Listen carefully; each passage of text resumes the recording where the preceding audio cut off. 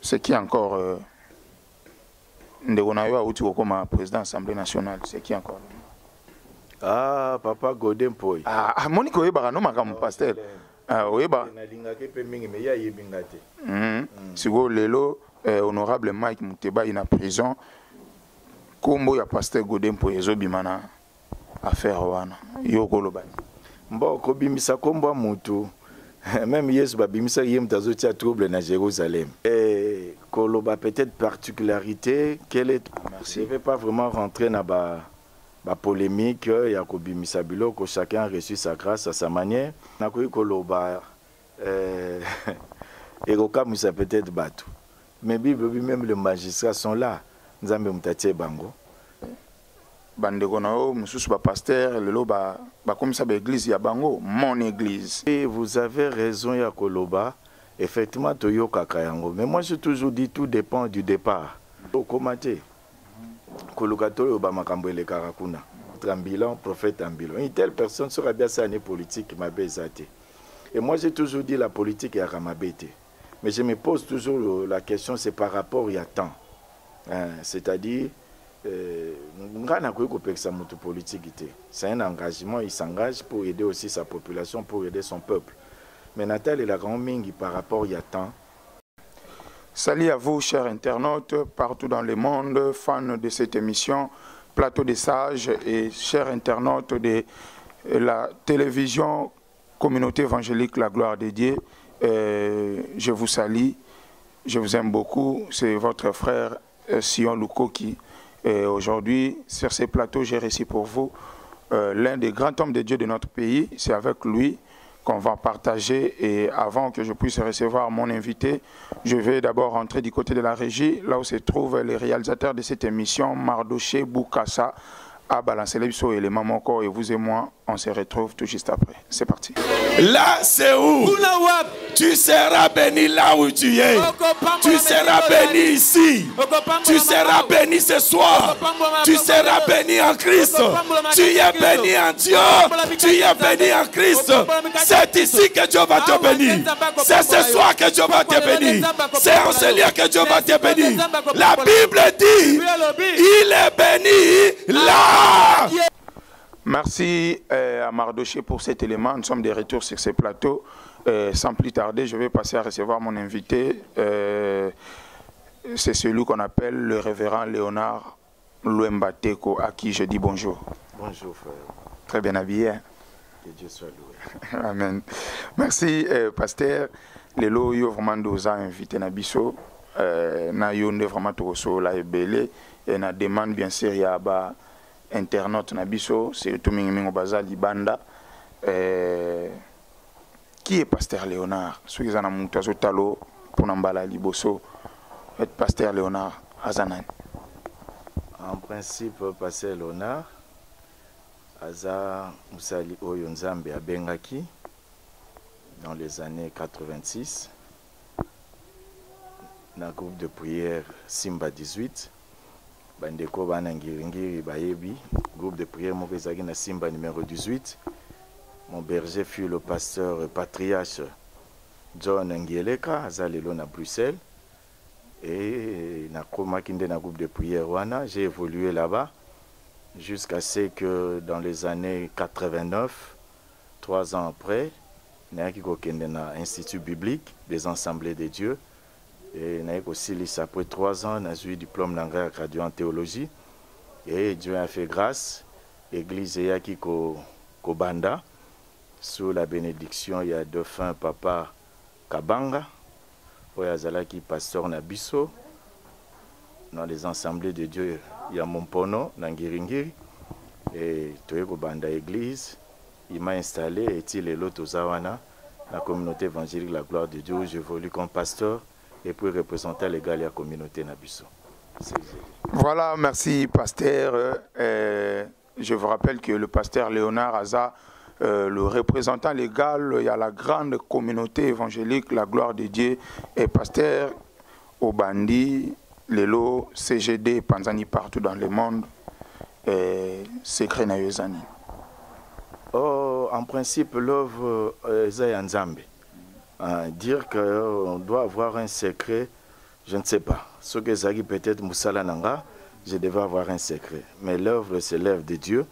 Lingombe Zahaye, et c'est lui qui est en premier, c'est lui qui est prioritaire aussi pour nous. Yendazo Memamouli Moussala Naye, mais on essaye quand même de faire confiance à son Esprit Saint et à Zo Ede Biso Malé, Malé Mbeto évoluer d'être Zokende. Mais en principe, il n'y a pas un autre secret, c'est l'œuvre de Dieu. Lui-même, il conduit son œuvre et nous nous accrochons à son Esprit Saint pour nous aider à koyeba quand même ni yalingi te pour na musala naï. Mais pasteur Naokiyo a martelé beaucoup plus sur l'œuvre de Dieu. Mais les autres hommes bandegonao mususu ba pasteur lelo ba comme ça ba église ya bango mon église nangai. Je ne sais pas. Oui, vous avez raison ya koloba. Effectivement toyo kakayango. Mais moi j'ai toujours dit tout dépend du départ. Moto a beng église yaye, ils a faute n'était peut-être parce qu'on a départ et pas ya botamela ba yebisa e bongo. Moi je crois que le Cambugnon c'est à la fondement et pas e bandeli.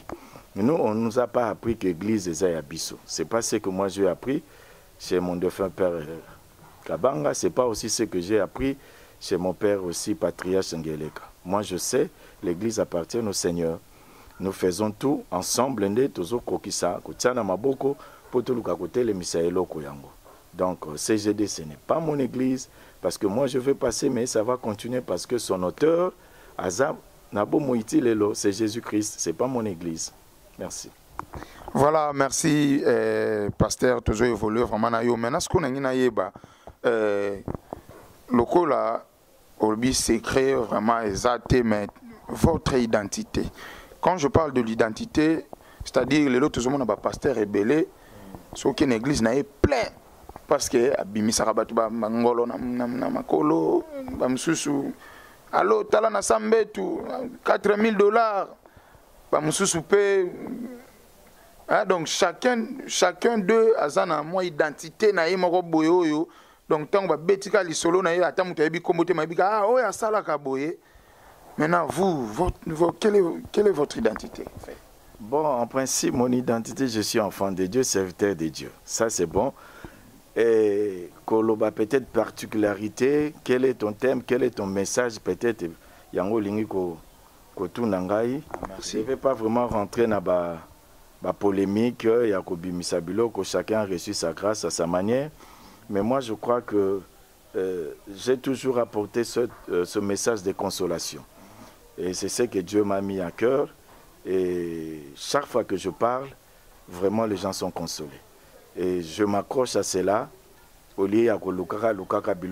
savez, dans le ministère, on nous avait appris qu'il y avait 5 ministères, c'est ce qui est vrai, ce qu'on appelle les dons ministères, le ministère universel, apôtre, pasteur, évangéliste, docteur, c'est pas moi avec prophète, mais on ne nous avait pas expliqué qu'il y a une différence partant des catégories ministérielles, c'est-à-dire un apôtre a colobaté à l'équipe pasteur, un pasteur a colobaté à l'équipe évangéliste, un évangéliste a colobaté à docteur, vice-versa.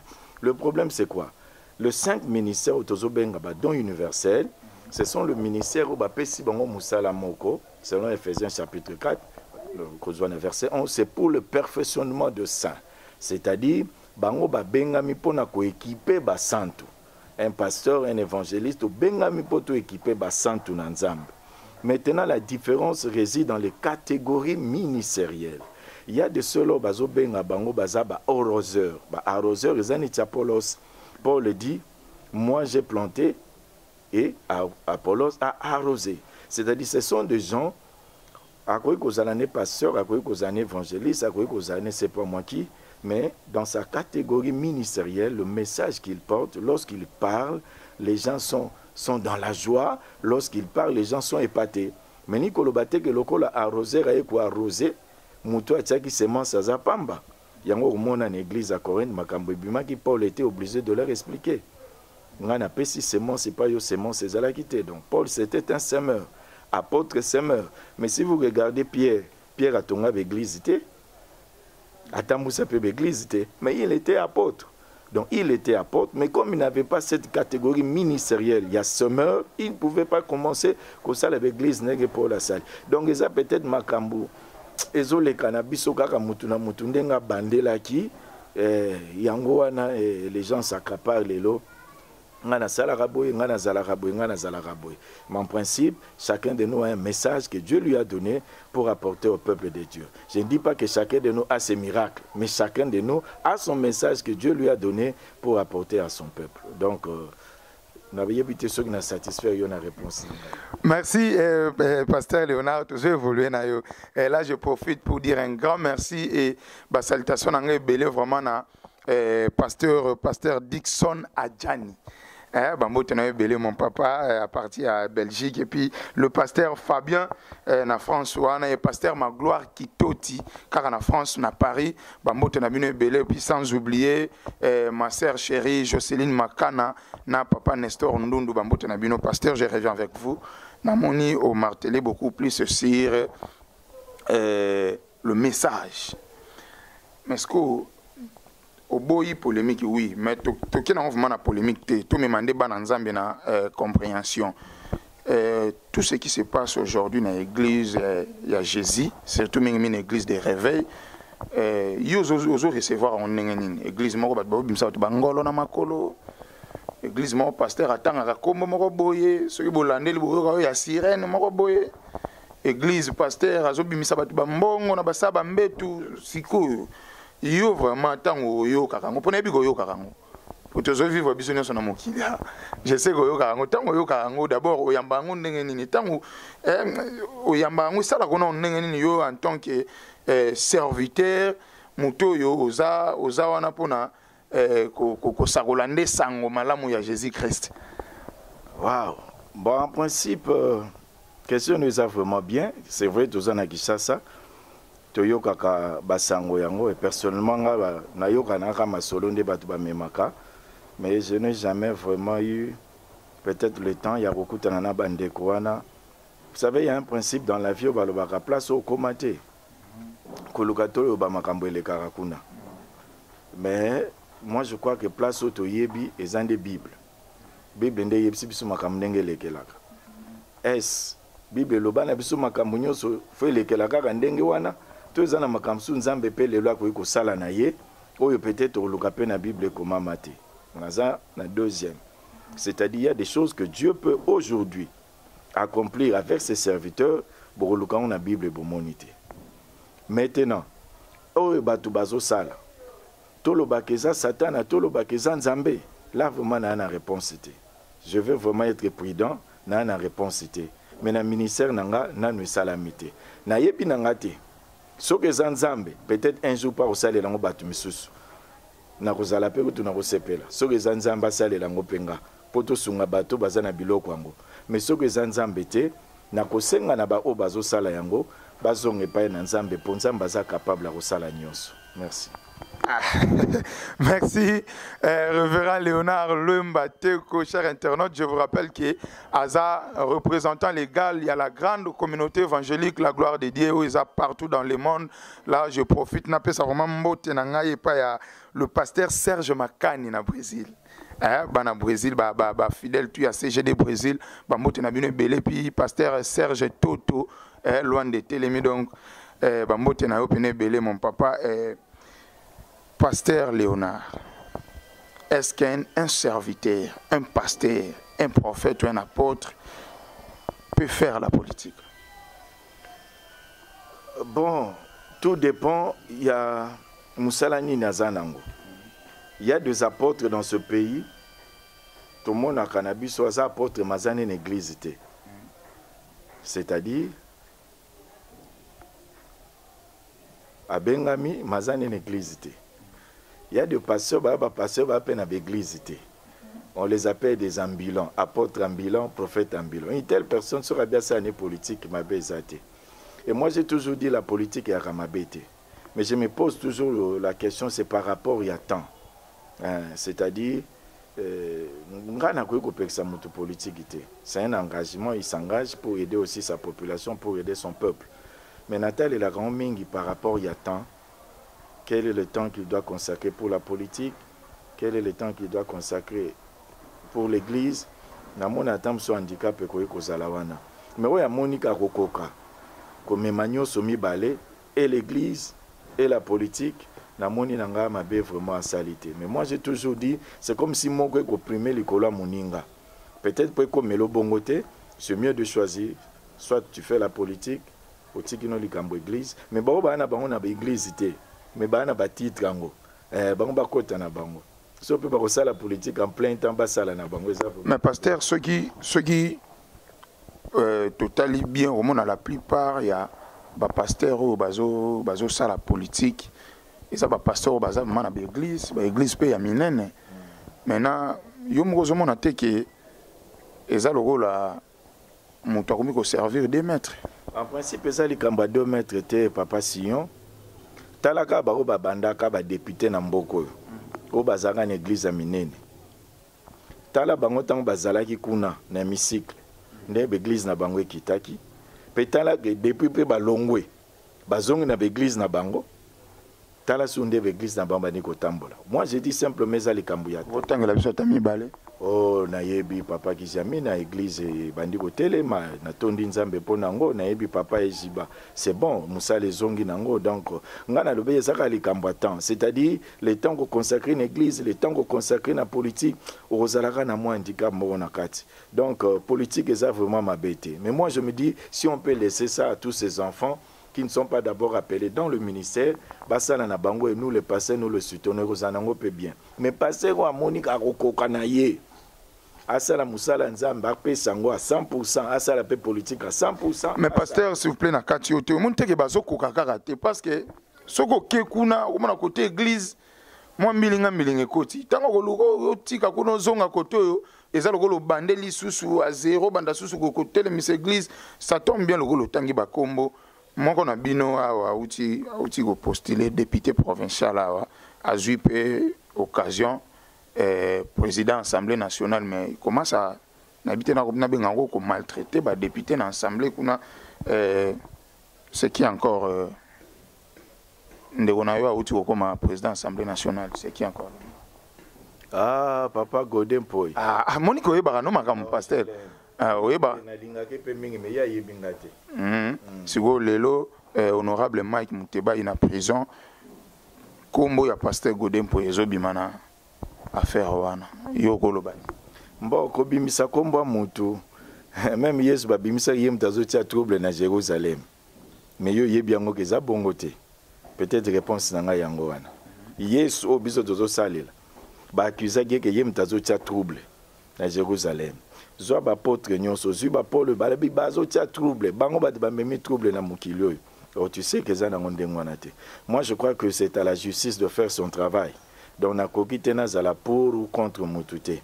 Je ne suis pas politique na landaka nanga yango et le fond du problème na landeli yango te. Ndongo landaka yango wana pour du fait que landaka yango déjà yango pe et yango nde actualité mikolo donc bazolo bela yango trop. Du fait que landaka yango c'est que au yebipe quand même ndenge makamango zokendele donc ndenge makamango zokendele ndeti ke papa na biso il y a vraiment un problème entre lui et l'honorable Mike Mukeba parce que il est en tant que homme de Dieu d'abord est-ce que akondima problème comme déjà na niveau économique ndeko na prison ba biloko moko ba ndenge wana je ne sais pas ngai loko kaka eloko na koloba et au cas où ça peut être battu. Mais Bible, même les magistrats sont là. Nous sommes dans une société et Bango va bien ami à gérer cité. Moi je crois que c'est pas na papa Mpoyi. Ami paie sa raison, toi mi paie sa tort. Comme c'est la justice qui est là et que va payer ma comme la justice, toute la justice n'a pas salé la makambunaï. Vraiment je peux pas les condamner. Na koki peut na condamner Mike vraiment. Laissons simplement la justice et Zalande et Zalate justice moko 2 poids 2 mesures. Balanda li kamunenge zaleli oya kozala na tort ba pesi tort oya kozala na raison ba pesi raison. Je crois que nzela pe papa pour Yaponi ce que zali kambuna yemoko de fois on n'arrive pas nous les enfants de Dieu ya kozwa ba solution na ba problème wa biso. Or en tant qu'enfant de Dieu il fallait makamna biso to seli saka biso moko. Mais lorsque tu kokite c'est dommage. Tokita kana ba instance judiciaire c'est dommage mais ce que salami on n'a qu'à attendre la justice à faire son travail. Donc, voilà, merci, Pasteur Léonard. Vraiment, tu as évolué. Là, on a profité de ça. Bambote belé na famille Mbosso Mobimba. Vraiment, famille Mbosso, là, je vois Nadège Mbosso, Rita Makembi Mbosso, et puis Landry Sabi Mbosso, Yaya Gédeline Mbosso.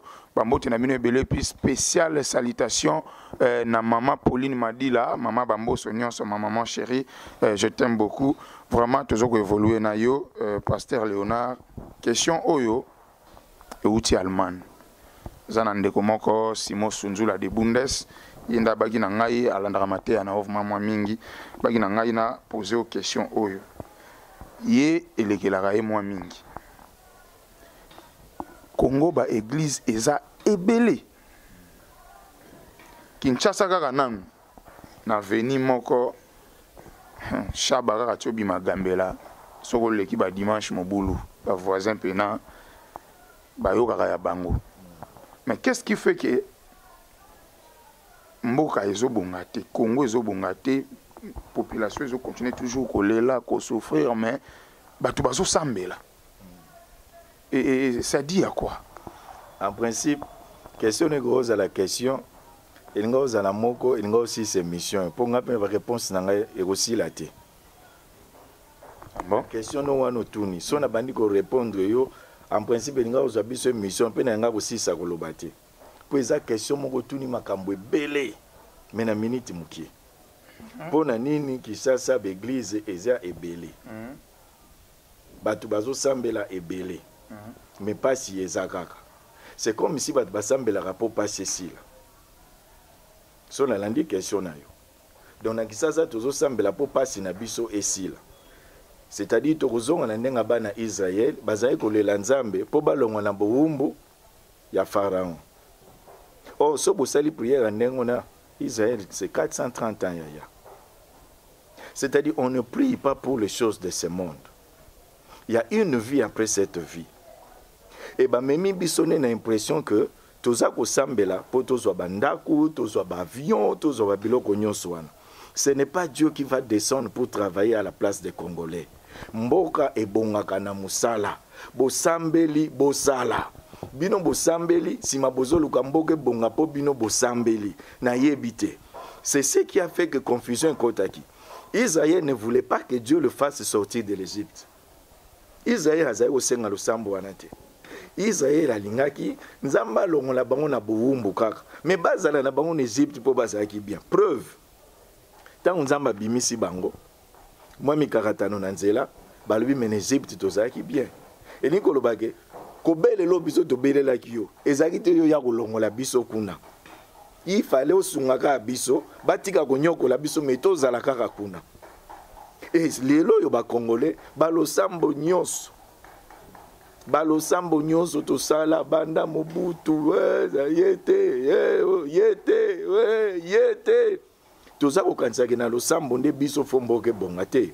Na losambo na yo nzamba kosunga yo, nzamba ko salisa yo. Melika mwamboka yo fo sala nga fo na sala. Ngana linge bonga yo lingo bonga. Donc totika nzambe apema na ye. C'est ce qui fait que biso tozoko yaya na kato pena likambwana yo peno ndimike na kisasa beglise leki mingi ke baba. La ravissante Gédeline Mbosso, vraiment quand de bomona émission Kotieleng. On a la sipsi wolobati. Oui papa. Est-ce que na kisasa l'église leki baba ne belenga na wolobati. Est-ce na kisasa ba place au bateka. Merci papa, je reviens avec vous. Je reviens avec vous, on va évoluer. Mon frère ingénieur plutôt Boukassa Mardoché, tozongi na nous régie kuna pesa bisolo komoko l'état to mela moi soyi to mela moi maye et puis on va se retrouver tout juste après. C'est parti. Nié par ta famille. Parce que tu es un collabo pour eux, tu es un collabo, mais comment les gens qui nous font souffrir, toi tu travailles avec eux.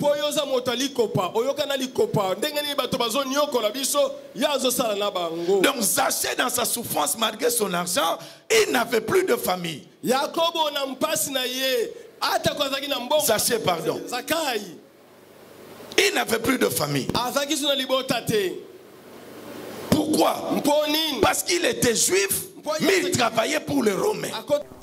Merci Mardoché Boukassa pour cet élément de retour sur ce plateau. Papa, Nazongi Nayo.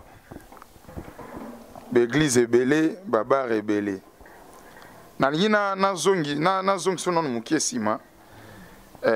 Banda époque Mobutu. Yoza Mutoza la fana ba président. Ah, président Mobutu vraiment accueilli. Et l'eau est salamité.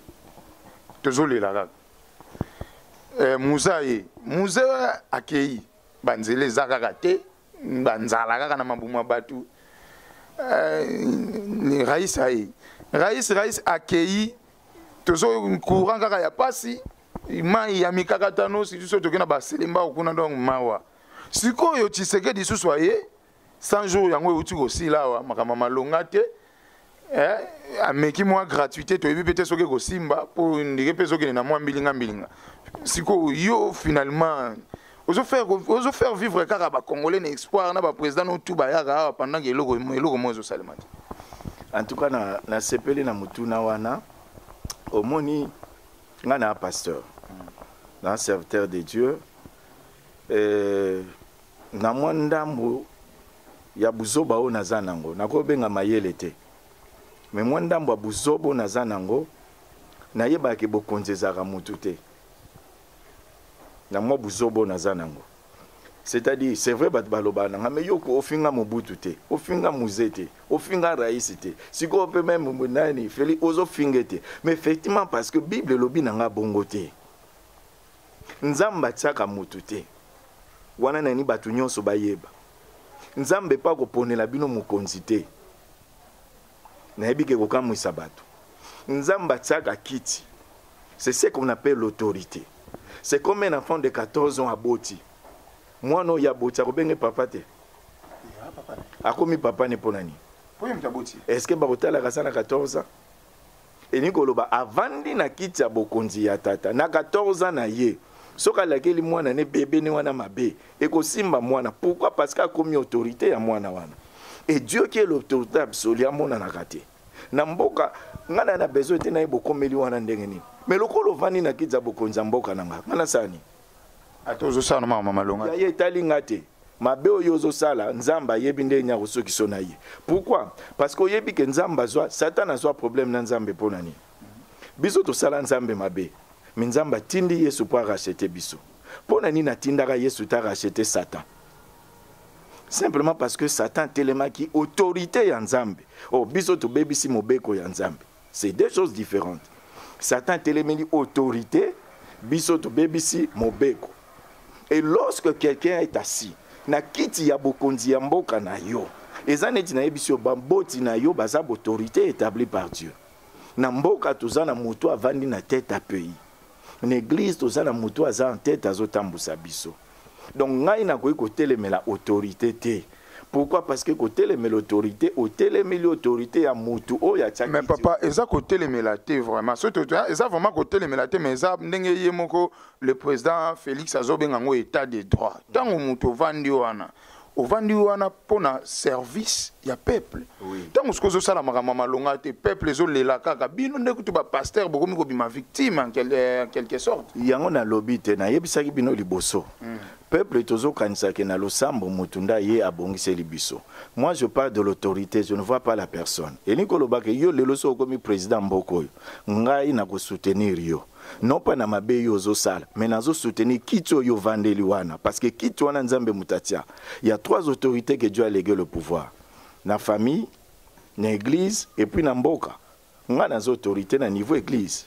Soki na lobi ke na banda kotelemela mutu aza na mboka nanga po azosala mabe me ngate mutu na tie ye avandi na kiti wana enikoloba nini mutu asali coup d'état comme président tanga avandi na kiti bakobenge nani président est-ce que asali malamu ndenga asali coup d'état asali mabe me nani fo abeta ye eza nzambo atia kiti ya bokonzi eza ngai te enikoloba ke naza wana te mpona kumisa mutu nga naza wana mpona pesa honneur na kiti na kiti ezala yo vandi wana bakoloba kake non aliaka mbongo asiyo. Comprenez du fait qu'il s'agit d'un pasteur, il y a peut-être besoin de parce que ce qui na yambagi yangemo quoi donc ça allait être mais pasteur oeza je crois question nanga yasuka parce que oyebi ke ba congolais bazo la maltraiter